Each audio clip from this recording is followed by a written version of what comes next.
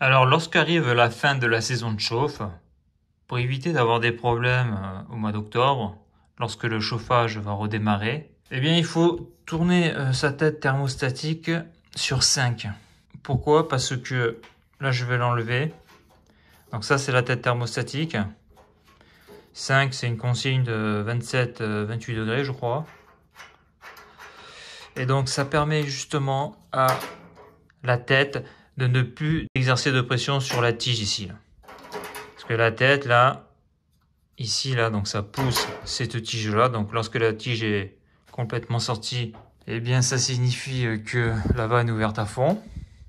Et lorsque l'on appuie dessus à fond, la tige rentre et ça veut dire que le clapet qu'il y a dedans est fermé et l'eau ne circule plus. Le problème, c'est que l'été, comme il fait chaud, voire très chaud, si on met pas la tête sur 5, eh bien, la tête, là, l'élément sensible dedans, la vasodilatée, ça va pousser et tout l'été, donc la vanne sera fermée et donc avec la corrosion, ça va un peu se souder et ce qui fait qu'au mois d'octobre, lorsque tu vas vouloir ouvrir tes têtes, eh bien, tu auras des radiateurs froids parce que ça, là, ça sera bloqué à l'intérieur.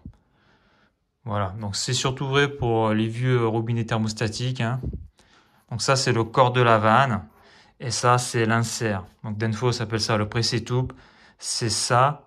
À l'intérieur, ça se démonte, ça, et au bout, t'as la soupape, là, le clapet.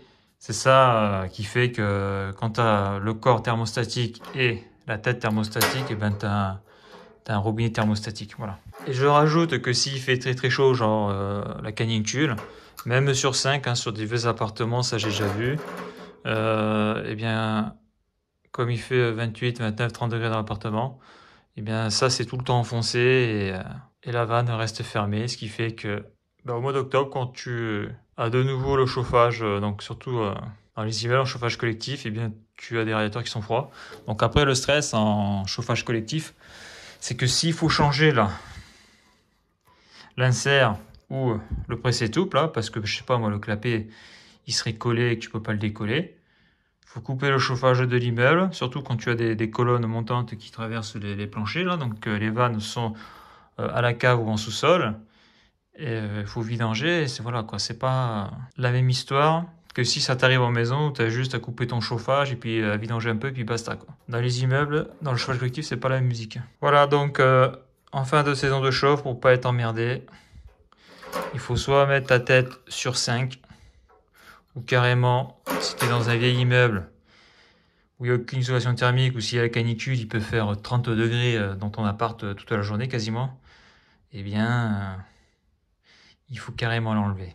Et juste avant le redémarrage du chauffage, tu remets ta tête thermostatique, tu la mets sur 3, 20 degrés Celsius en consigne, et puis voilà. C'est-à-dire que tu la remets juste avant le redémarrage du chauffage, comme ça, serrage à la main, et après tu mets ça sur 3, et quand le chauffage sera remis dans le bâtiment, tous tes radiateurs seront chauds. Voilà pour ça.